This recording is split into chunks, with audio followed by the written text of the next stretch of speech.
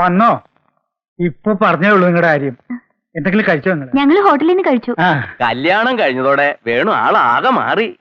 അച്ഛന്റെ പിറന്നാളാണെന്നുള്ള കാര്യം മറന്നു. അതെ. വേണോട്ടൻ എന്നോട് പറഞ്ഞില്ല. ഇതൊക്കെ പറഞ്ഞിട്ട് വേണോ അന്വേഷിച്ചറിയണ്ടേ? ആരെങ്കിലും പറഞ്ഞുതരാതെ ഞാൻ എങ്ങനെ അറിയാ? അറിഞ്ഞിരുന്നു വെച്ചാല് ഞങ്ങൾ പുറത്തു പോയി ഭക്ഷണം കഴിക്കോ? സാരമില്ല, ഇനി നമുക്ക് ഡേറ്റ് ഓഫ് ബർത്ത് ആഘോഷിക്കാം. 18-ാം തീയതി. തൽക്കാലം അങ്ങനെ സമാധാനിക്കുക. പോയ ബുദ്ധി ആന പിടിച്ചാ വരില്ലല്ലോ. പെണ്ണുങ്ങൾ പിടിച്ചിരിക്കുന്ന ബുദ്ധിയാണെങ്കിൽ പ്രത്യേകിച്ചും. കേറി വരണ പെണ്ണുങ്ങൾ നന്നാവണം, അല്ലെങ്കിൽ ഇങ്ങനെയൊക്കെ ഉണ്ടാവും. ഞാൻ വലിഞ്ഞേറി വന്നൊന്നുമല്ല. അങ്ങനെ അവര് പറഞ്ഞില്ല. അങ്ങനെ തന്നെ അവര് പറഞ്ഞതിപ്പോ. ഇനി ഇത് വഴക്കാവണ്ട ഗോമതി, നമുക്ക് പോവാം. ഞാൻ എന്ത് പറഞ്ഞാലും വഴക്ക്. ഈ ഇടുപ്പി പറയുന്നതിന് ഒരു കുഴപ്പമില്ല. നീ എന്താടി എന്നെ വിളിച്ചത്? എപ്പോഴും വിളിക്കണ എന്നെ ഇടുപ്പി. നീ ഒന്നും മിണ്ടാതിരിക്കേ. ഇതിനോട് മിണ്ടായിരിക്കാൻ പറയാം. ആദ്യം കുറെ സംസ്കൃത ശ്ലോകർ വരും. വൈകുന്നേരം ആവുമ്പോ പരദോഷം പറയാം. മോളെ, വാക്ക് കുറച്ച് ഏറി പോകുന്നു. ഓളത്രേ അച്ഛൻ അവരുടെ കൂടെ തന്നെയാ. അവരെന്തെങ്കിലും പറഞ്ഞാലും നിനക്ക് സഹിച്ചൂടെ? മൂത്തോരല്ലേ അവര്. അവരുടെ അഹമ്മതി ഞാൻ എന്തിനു സഹിക്കണം? നീ ഒന്നും മിണ്ടാതിരിക്കട്ടോ. ഈ ഇടുപ്പി പറയണ നിങ്ങളൊക്കെ കേട്ടോളൂ. എന്നെ കൊണ്ട് വയ്യ. കേട്ടില്ലേ അഹങ്കാരം പറയണത്? ആഹാ, ഞാൻ പറയണ അഹങ്കാരം തോന്നിയാസം. ഇവറ്റിക്കൊക്കെ എന്തും പറയാം. എന്നോടുള്ള അസൂയ നിങ്ങൾക്ക് ഈ വയസ്സുകാലത്ത്. ഞങ്ങൾ ഒന്നിച്ച് നടക്കുന്നുണ്ടുള്ള അസൂയ. നീ അകത്തേക്ക് പോകുന്നുണ്ടോ? ഈ അസൂയ വെച്ചോണ്ട് നടന്നിട്ടാ നിങ്ങൾ ഒറ്റയ്ക്കായത്. നിങ്ങളുടെ ഭാര്യ വരെ.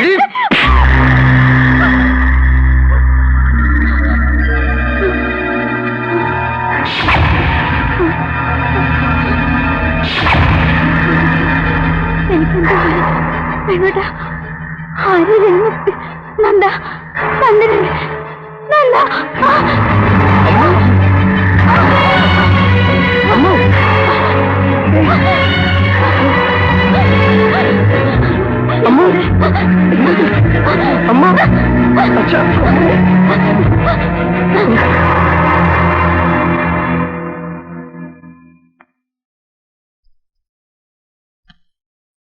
ബാർബിറ്റോൺ പതിവായി കഴിക്കാറില്ല. അതൊക്കെ കല്യാണത്തിനിടയിൽ മറന്നിട്ടുണ്ടാവും. എന്നാൽ ഈ ചൊള്ളിതീനുള്ള കുട്ടിയാണല്ലോ. 4 കൊല്ലം തുടർച്ചയായി കഴിച്ചാൽ കംപ്ലീറ്റ് മാറുന്ന ചിലർക്ക് 4 കൊല്ലം, വേറെ ചിലർക്ക് 6 കൊല്ലാവും ഇത്. ഏതായാലും ഇനി എന്തെങ്കിലും ഉണ്ടാവുകയാണെങ്കിൽ എന്നെ അറിയിക്കണം. എന്നാ ഞാൻ ഇറങ്ങട്ടെ. ശരി.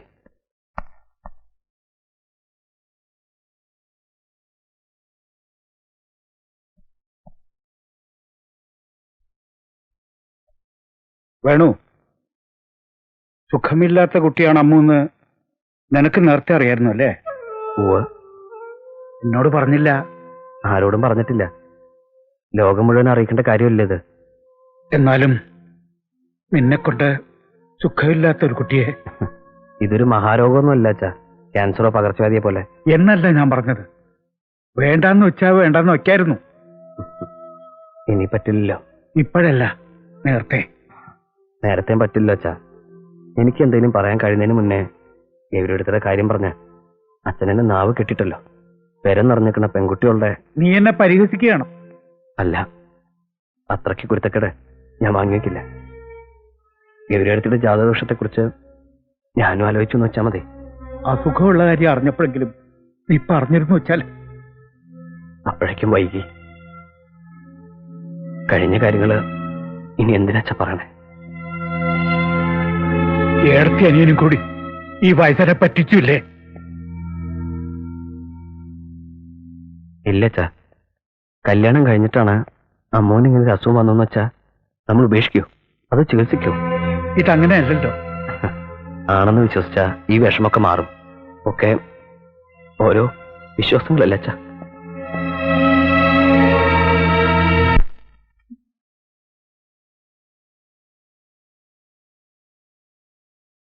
വേണുട്ടിനവിടെ ഡോക്ടറെ പറഞ്ഞയക്കാൻ പോയതാ.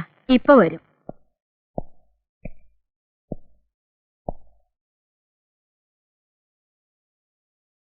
ഭേദമുണ്ടോ? മരുന്ന് കഴിക്കാറുണ്ടായിരുന്നില്ലേ? 1-2 ദിവസം കഴിച്ചില്ലെന്ന് തോന്നുന്നു. അവിടെ ആവുമ്പോ നന്ദൻ ഓർമ്മിച്ചെടുത്തു തരും. ഞാൻ ഇടയ്ക്കത് മറക്കും. പതിവ്. തുടർച്ചയായിട്ട് കഴിക്കണമെന്നാണ് ഡോക്ടർ പറഞ്ഞത്. ഇതൊക്കെ അവനവൻ ഓർമ്മിച്ച് ചെയ്യേണ്ട കാര്യങ്ങളല്ലേ? എന്താണാവോ എനിക്ക് ഇടയ്ക്കിടയ്ക്ക് ഇങ്ങനെ വരണം. പൂജയും പാട്ടും എത്ര കഴിച്ചു, മരുന്ന് എത്ര കഴിച്ചു. എന്നോട് അരിപ്പ് തോന്നുന്നുണ്ടാവും. എന്താ ഇത്? സമാധാനായിട്ടിരിക്കെ. തല ചുറ്റി വീഴാൻ പോകുമ്പോ ആരുമില്ലാണ്ടാവണം തോന്നുക. വേണോട്ടാ, ഇങ്ങനെ ഞാൻ ദേഷ്യപ്പെടാൻ തുടങ്ങുമ്പോ ഒരു 5 മിനിറ്റ് ക്ഷമിക്കോ, സഹിക്കോ, പിന്നെ ഒക്കെ ശരിയാവും. അല്ലാണ്ട് എന്നെ പിന്നെ ദേഷ്യപ്പെട്ടാല് ഞാൻ എന്താ ചെയ്യേണ്ടെന്ന് എനിക്കറിയില്ല. വേണോട്ടാ, ഒന്നും സാരമില്ലമ്മോ, കുഴപ്പമില്ല. അട്ടപ്പാടിന്ന് ഒരു ആദിവാസി വൈദ്യൻ ഇവിടെ ക്യാമ്പുണ്ട്. അയാൾ ഒരു ഒറ്റമൂലി തന്നു. ബാർബിറ്റോൺ ഇതും കൂടി ആവുമ്പോ പച്ചമരുന്നിന് എന്തായാലും റിയാക്ഷൻ ഉണ്ടാവില്ല. ഗുണം ഉണ്ടായില്ലെങ്കിലും ദോഷം ഉണ്ടാവില്ലല്ലോ. അപ്പൊ ബാർബിറ്റോൺ നിർത്തിയോ? ഡോക്ടർ പറഞ്ഞ ഗുളിക കഴിക്കുന്നുണ്ട്. അത് ഞാൻ വൈദ്യനോടും പറഞ്ഞു. കേട്ടപ്പോ ഞാൻ ആകെ പരിഭ്രമിച്ചു പോയി. അമ്മോ, ഞാൻ ഇറങ്ങാ. ഗൗരി ഇങ്ങോട്ട് വരാൻ നിന്നതാ. ഞാനും നോക്കിട്ട് വരാന്ന് പറഞ്ഞു ഓടിപ്പോ. ആഹാ, ഇത്ര വേഗം പോവാ? നന്ദൻ പേടിക്കൊന്നും വേണ്ട, എനിക്കിപ്പോ ഒന്നുമില്ല, ഞാൻ ഉഷാറാ. അത് കേട്ടാ മതി എനിക്ക്. നീ എന്നാ ഇനി അങ്ങോട്ട് വരണേ? നിങ്ങൾ അങ്ങോട്ട് വന്നില്ലെങ്കിലും എനിക്ക് നിങ്ങളെ ഒന്ന് കാണാതിരിക്കാൻ പറ്റില്ലല്ലോ. ഞാൻ ഇടയ്ക്ക് വരാം. അച്ഛാ. എന്നാലും എന്റെ നന്ദസാറേ, ആ ശുദ്ധഗതിക്കാരുടെ ഇതൊന്നും വേണ്ടില്ലായിരുന്നു. കല്യാണം കഴിക്കാനും പ്രസവിക്കാനും പാടില്ലാത്ത ഈ പെൺകുട്ടിയെ ആ വേണുവിന്റെ തലയിൽ കെട്ടി വെക്കേണ്ട വല്ല കാര്യം ഇനി ഉണ്ടായിരുന്നു? അതൊക്കെ പറഞ്ഞിട്ട് എന്താ കാര്യം? നീ ഇങ്ങോട്ട് വാ. ആയമ്മ പറയാനായിട്ട് നന്ദൻ വിഷമിക്കണ്ട. ഇടുമ്പിയാ, ഞാനോട്ട് എന്നും വഴക്കാം. ഏതായാലും മോള് കുറച്ചു ദിവസം വീട്ടിൽ വന്ന് നിൽക്ക്.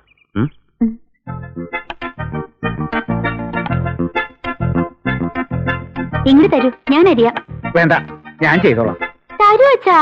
ആ, നീ ഈ കൈ മുറിക്കും. ഒന്നുമില്ല.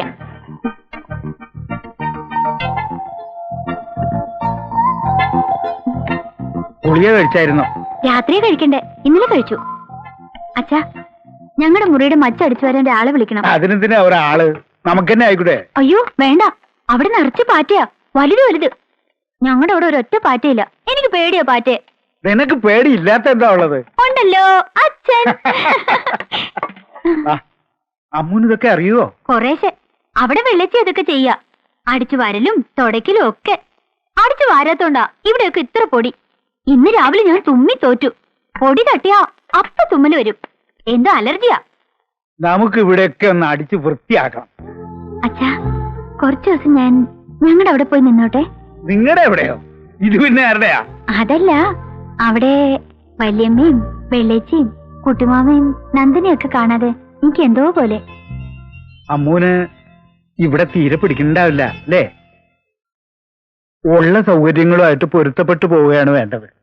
തുടക്കത്തിൽ ഇത്തിരി വിഷമങ്ങളൊക്കെ ഉണ്ടാവുന്നേ ഉള്ളൂ. അപ്പോ ഇനി എനിക്ക് ഞങ്ങളുടെ അവിടേക്ക് പോവാനേ പറ്റില്ല? എപ്പോ വേണേലും പോവാലോ. അച്ഛാ, എന്നെ ഞങ്ങൾ കുറച്ചു ദിവസം അവിടെ പോയി നിൽക്കട്ടെ? നിന്നോളൂ, എനിക്ക് ഒരു വിരോധമില്ല. വേണോട്ടിന് വിരോധം ഉണ്ടാവും. സമ്മതിക്കില്ല. അല്ല, എനിക്ക് സമ്മതമല്ല. അച്ഛനോട് ഒറ്റയ്ക്കാക്കിട്ട് പോകാൻ എനിക്ക് സമ്മതമല്ല. അതൊട്ട് എന്നോട് പറയാൻ വേണ്ട. എന്റെ കാര്യമൊക്കെ നോക്കാൻ എനിക്കിപ്പോ ശേഷിയുണ്ട്. അതില്ലാതാവുമ്പോ മതിയല്ലോ. അച്ഛനൊന്നും പറയണ്ട. ഭാര്യയോട് താമസിക്കാൻ എന്നെ കിട്ടൊന്നുമില്ല. അങ്ങോട്ട് പോകാൻ തിടുക്കുള്ളത് ആർക്കാന്ന് വെച്ചാൽ പോവാം. ഇങ്ങനെ ദുരഭിമാനവും വെച്ച് നടക്കേണ്ട കാര്യമില്ല. അമ്മുവിന്റെ മനസമാധാനത്തിന് വേണ്ടി നിനക്കിതിന് ക്ഷമിച്ചാലെന്താ, സഹിച്ചാലെന്താ? എന്തൊക്കെ സഹിക്കണം ഞാൻ? ഇനി എന്തൊക്കെ സഹിക്കണം? ദേഷ്യപ്പെടാൻ വേണ്ടി പറഞ്ഞതല്ല മോനെ. അമ്മുവിന് ടെൻഷൻ കൊടുക്കാൻ പാടില്ലെന്ന് ഡോക്ടർ പറഞ്ഞത് നിനക്ക് ഓർമ്മയില്ലേ? ഞാൻ പറയണത് കേക്ക് വേണു. നിങ്ങൾ കുറച്ചു ദിവസം അവിടെ പോയി താമസിക്കും. എത്തിപ്പെടാൻ പറ്റാത്ത ദൂരത്തൊന്നും അല്ലല്ലോ. എപ്പോ വേണമെങ്കിലും ഇവിടെ വന്നു പോവാലോ. അവിടെ പോയി താമസിക്കുന്നത് എനിക്ക് ഒട്ടും ഇഷ്ടമല്ല. അതെനിക്കറിയാം, നീ അത് പറയുകയും ചെയ്തു. പക്ഷേ ഇഷ്ടമില്ലാത്ത എത്ര കാര്യങ്ങൾ ദിവസവും നമ്മൾ ചെയ്യുന്നു. ഇതിപ്പോ ഒരു ഗുണത്തിനല്ലേ ഒന്നും അല്ലെങ്കിലും.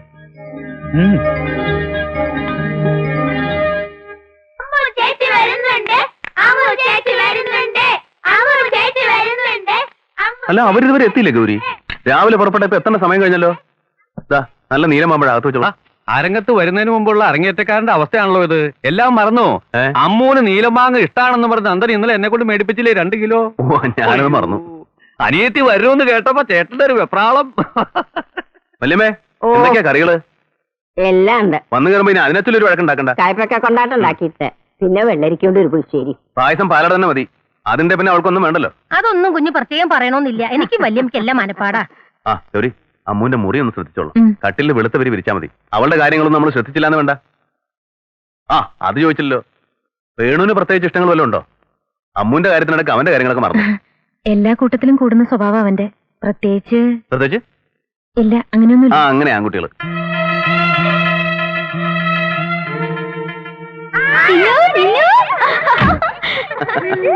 ആ എല്ലാരും പൊയ്ക്കോ പൊയ്ക്കോ പൊയ്ക്കോ പൊയ്ക്കോ. നന്ദ, ഞാൻ വന്നു. കണ്ടിട്ട് ഒരുപാട് നാളായ പോലെ അല്ലേ?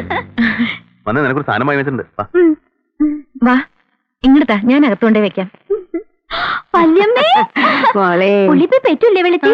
ഞാനൊന്ന് പോയി നോക്കട്ടെ. വേണ്ട, നീ വെയിലത്ത് തൊടിയിലേക്കൊന്നും ഇറങ്ങണ്ട. അതിന് ഞാനൊന്ന് കാണട്ടെ നന്ദ. പൈക്കുട്ടിയെ മൂരിക്കുട്ടിയെ വിളിച്ചേ. പായിക്കുട്ടിയെ മോളെ, അതിനും പുള്ളിയുണ്ട്. നീ വന്ന കാലം അങ്ങോട്ട് ഇങ്ങോട്ട് ഓടി നടക്കണ്ട. വാ അകത്തേക്ക് വാ. ഈ വല്യമ്മ ഒന്നിനും സമ്മതിക്കില്ല. ആ, എത്തിയില്ലേ?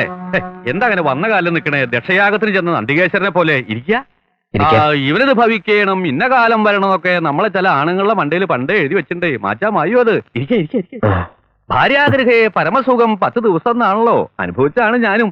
എന്താ അങ്ങനെ നിക്കണ? ഇരിക്കാ ഇരിക്കാ ഇരിക്കാ ഇരിക്കാ.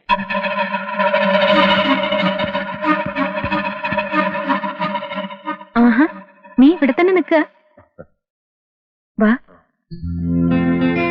ഇതാണ് നിങ്ങൾക്കുള്ള മുറി. എന്തായാലും അധിക ദിവസമൊന്നും എനിക്കിവിടെ നിൽക്കാൻ പറ്റില്ല. ഇങ്ങോട്ട് വന്നത് നിനക്ക് ഇഷ്ടായിട്ടുണ്ടാവില്ല അല്ലേ? ഇല്ല, ഒട്ടും ഇഷ്ടമായിട്ടില്ല. പിന്നെ ഓരോ വേഷം കിട്ടുമ്പോ അതിനനുസരിച്ച് ആടണമല്ലോ.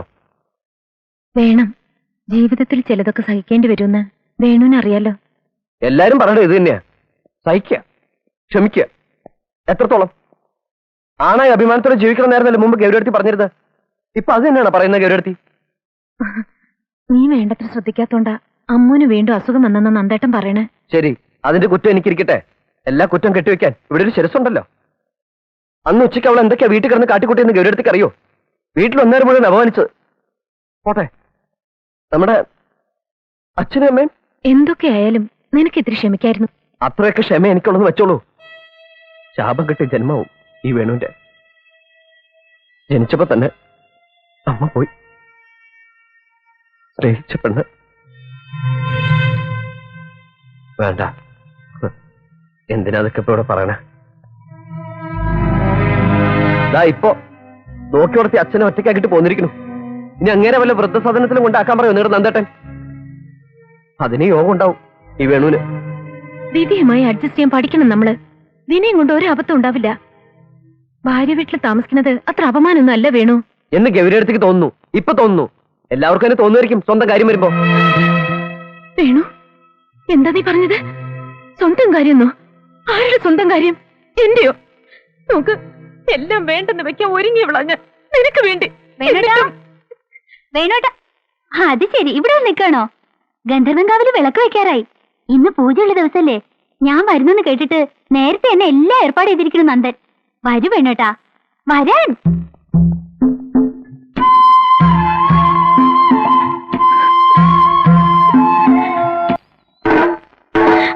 തുടങ്ങാറായില്ലേ പരമ? നന്ദൻ പറഞ്ഞല്ലോ തുടങ്ങാറായിന്ന്. വെളിച്ചപ്പാടും കുറുപ്പും വരണം. കൊട്ടാൻ പരമൻ റെഡിയാ. വേണോട്ടാ, ഇതാണ് വെള്ളച്ചി തലണ പരമൻ. ഈ പരമന് ചാരായി മാറ്റി കൊടുക്കുന്ന ഗന്ധർവന്മാരാ. ഈ കമ്മൂട്ടി വെറുതെ പറഞ്ഞതാ. ഞാനൊന്ന് മുങ്ങി കുടിച്ചിട്ട് വരാം. ഞാൻ പറയണല്ല, വെള്ളച്ചി പറയണ. ആ, എന്താടാ ഉണ്ട ക്ലാസ് കുരിഞ്ഞിരിക്കുന്നേ? പിണക്കോ? ഇല്ല. വേണോട്ടാ, ഇതാണ് എന്റെ സാമ്രാജ്യം. ഇനി വേണോട്ടിന്റെ എല്ലാ കാര്യങ്ങളും നോക്കുന്നത് ഞാനാ. ഡ്രസ് അലക്ക, ചായ ഉണ്ടാക്കി തരിക, ഷൂ പോളിഷ് ചെയ്യാ ഒക്കെ. അത് നടന്നേനെ. ചായ ഉണ്ടാക്കാൻ കൂടി അമ്മവെച്ചിക്ക് അറിയില്ല. പൊടി, ഞാനതൊക്കെ അവിടുന്ന് പഠിച്ചു. അമ്മവെച്ചേ, വെള്ളം തിളപ്പിച്ചിട്ടാണോ ചായപ്പൊടി ഇടുക, അതോ ചായപ്പൊടി ഇട്ടിട്ടാണോ വെള്ളം തിളപ്പിക്കുക? പൊടി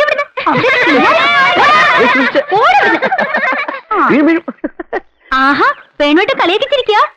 എന്നാ നാളെ മുതൽ കണ്ടോ? ഓ, കാണാം.